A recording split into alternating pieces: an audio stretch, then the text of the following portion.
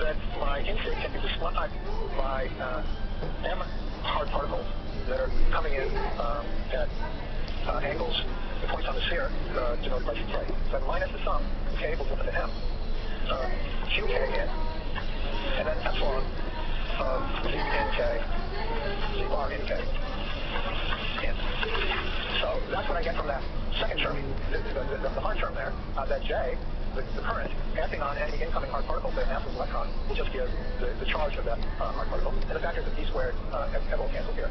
But since the integral is weighted by the epsilon, I get the epsilon evaluated at the point on the sphere where the particle came in, which I'm denoting d in sub k. d in sub k is the z coordinate of, let me draw the picture here. So there's a sphere down here, and every particle is coming in from square minus, and it's coming in at some point z in k. And then we'll also have hard particles going out. They're going to be going out at z out k. Similarly, out q plus epsilon is equal to minus 2 d squared z dz bar epsilon out dz n minus the sum of k equals 1 to n. I'm going to have n outgoing particles, m in particles. qk out times epsilon is z out k, z bar out k. Okay, now notice the factor of 2 here. In the original expression, I had two terms, one involving dz bar epsilon dz n, the other one dz epsilon dz bar n, but I'm on a sphere, and I can integrate by parts, so I'll flip it around, so I can flip it right. Okay, so,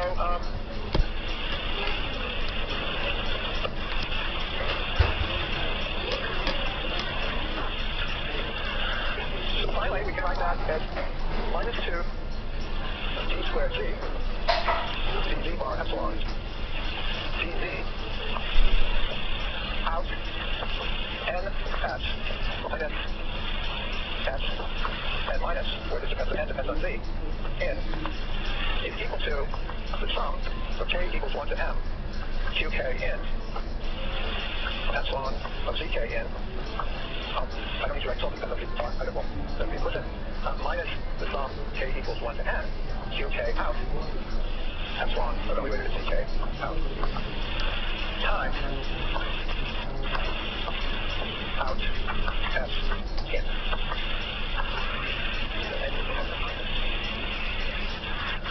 It's not exactly the same thing as n minus, no. When you have magnetic charges, they're quite different, but when there are no magnetic charges, it turns out that these two terms are equal at this time.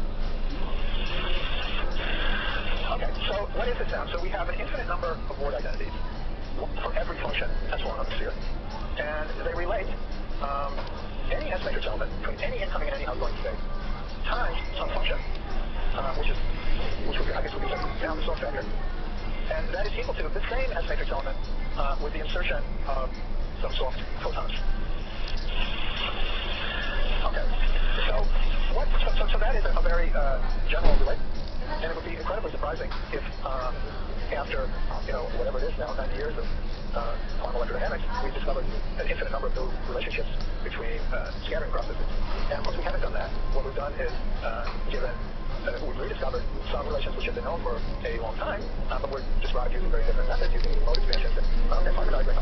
And what we want to do next is to show that this relationship, which we derive as the word identity of the symmetry of conserved charges, is the same thing as the so-called Soft theorems in theories, which indeed is already looking very suspicious. Indeed, those Soft theorems give a relationship between any S matrix element and the same S matrix element with a soft photon inserted. Okay, but now, in order to show that that's really true, we still have to do some more work, and the main thing we have to do is transcribe notation.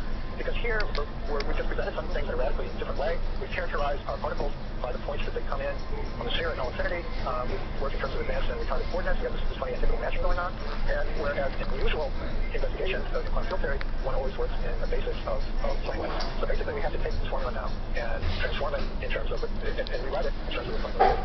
And at the same time, we want to give some mode, and also relate it to the conventional kind of mode expansion for N. Now, when you study in physics 253 or whatever, here I've written down some commutation relations for the electromagnetic field. For when you should satisfy plus, you should probably call them House fields. And it's not at all obvious that these are the same as what you've seen in 253, but of course they are. And indeed, one way to see that they are, I guess it's not enough what to do, but when we took this in this covariant symptomatic form on phase space, we evaluated it by pushing it up to square plus. And the one way to recover it is straightforward to show that this symptomatic form does not depend on the surface sigma. Can't remember what's the whole but there's really papers on that. It does not depend on the choice of surface sigma. And if you chose the surface sigma to just be a t equals 0 slice with left space and expanded this in a plus plate basis, you would get the standard commutation relation that you would use in physics 253. I'm not going to take that route.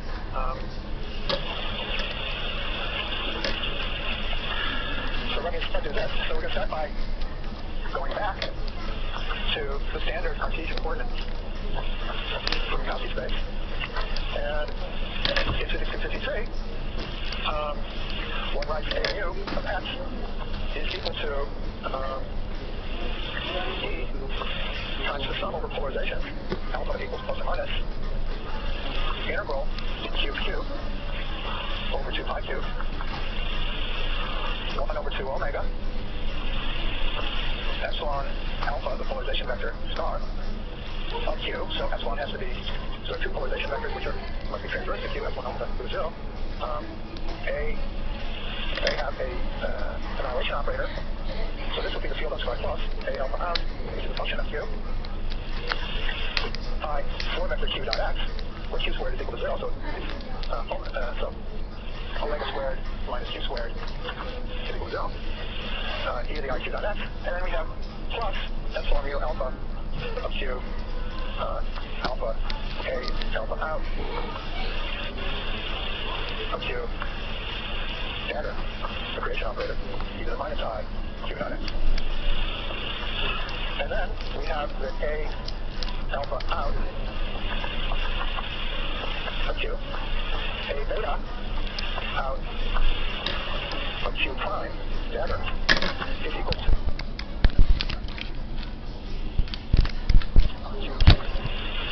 2 omega delta cube q minus q prime. Okay, this is the standard formula for the commutation relation, the electromagnetic field, free electromagnetic field of going.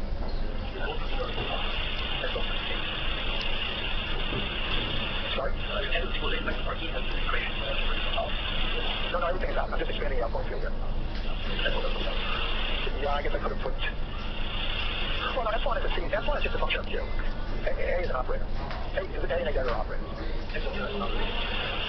I haven't written in anywhere, but were I to write in, I would be free to use the same epsilon to define my ingoing operator. The pi is also the same for in and out. Okay, so this is a standard formula from PFT. I'm not going to write it. Hopefully it looks familiar. But now what I'm going to do, presumably, some ways it's completely unfamiliar because I want to rewrite this formula in retarded coordinates. And then I want to, and I think I'm not going to get very close. I want to get to one formula, which there's a homework problem on. So we want to rewrite this to take these, rewrite polar quantities on scribe in terms of these familiar creation and annihilation operators. And so what we do, so we call that the retarded coordinates t equals r, there'll be similar construction for ingoing fields. And then we have, this is written in terms of x1, x2, x3, and you have x1 plus I x2 is equal to 2rz over 1 plus zz bar, and x3 is equal to r times 1 minus zz bar over 1 plus zz bar. So if you invert this, which you can, you invert this and plug it into that thing up there, you get that ds squared is equal to minus du squared minus 2 du dr plus r squared gamma dz bar dv dz bar. Okay. Now, what we want to do is we want to take q mu. So q is a, so q squared has to be equal to, q4 vector squared has to be equal to 0. So the q is labeled by a point on the sphere up to its overall magnitude. So we can label q by, so here we have some null vector. Let's call this q. We have a null vector, and it ends up some point on the sphere. It's directed towards some point on the sphere, which I could call w. So there's a natural map from null 4 vector q to points w on the sphere. By the way, there is no natural map to points on the sphere, Lorentz invariant map from points on the sphere to from 4 vectors that are not null, and that, so we have to do more work. There's something interesting we can be done, but that's why we have to do more work when we get the natural modulus that don't square to 0. So we can write this as omega 1 plus w bar times 1 plus w bar, w plus w bar, I w minus w bar, W bar. And this is equal to Q0, Q1, Q2, Q3, for Q, which points towards the point W. Okay, so just to take one example of this, let's suppose that W is taken to the North Pole. Let's suppose that W is equal to 0. If W is equal to 0, then we find, so for W equals 0, this goes to just omega. Omega is what I'm teaching with the W's. Omega, this just becomes 0, 0, 1. So omega. So omega equals 0, this is just a vector that points in the x3 direction, which is the North Pole on the sphere. And more generally, if W is some point on the sphere, this would be the 4 vector that it corresponds to. Now, why are we doing this? We're doing this because the natural way to understand the symmetries in the charges is by describing everything in terms of points on the sphere in infinity rather than the full momentum. Okay, now it turns out, and it's an interesting exercise, which I think I did this time, that we can now also write the polarization vectors, the two polarization vectors, which are orthogonal with Q, as epsilon plus mu of Q. Its components then are 1 over the square root of 2, W bar, 1 minus I W, and epsilon minus mu of Q is equal to 1 over the square root of 2.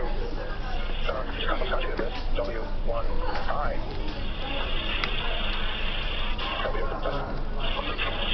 And these obey Q dot epsilon plus or minus is equal to 0. And there's also a normalization condition here between epsilon plus or minus, which I think is epsilon from mu, epsilon star beta mu is just alpha beta. Is that right? Yeah. It's just alpha beta. And that, of course, normalization condition would have to be used to get these commutation relations. I should have mentioned it. All right. So now we rewrite the polarization vectors in terms of these functions on the sphere. And now, this is the formula which we gave in the homework. Let's consider A0z of u v z bar. So that is, by definition, the limit as r goes to infinity of A z r u z and z bar. Okay, so now, using these formulas, we can take all the q's in here and we can rewrite them in terms of points on the sphere. So we can rewrite things in a way that it's easy to identify the point on the sphere that they're going to. And one finds that this is equal to, so this of course has an expansion in terms of creation and annihilation operators. So this has an expansion in terms of the creation and annihilation operators. And what would you expect this to be before I write down the answer, which you can derive in the homework? It's kind of tedious. But it's really important for them to do. So what would you expect this to be? Well, this should create and annihilate photons that land at the point Z and Z bar. What else could it do? You know, it's an operator that's localized at the point in the sphere. And moreover, we would expect that Z, that AZ, will correspond to, since Z gets, if you do a rotation about the point Z, A sub Z will get one phase, and AZ bar will get the other phase. We would expect that AZ will create one felicity, one definite felicity, and annihilate the other felicity for photons respond to that point. And AZ bar will do the opposite. So the answer is indeed that this is equal to minus I over 8 pi squared, square root of 2 times E over 1 plus Z bar, times the integral from 0 to infinity d omega A plus felicity out omega n half, I'll put this in a second, e to the minus I omega u plus, or minus actually, a minus out dagger of omega n half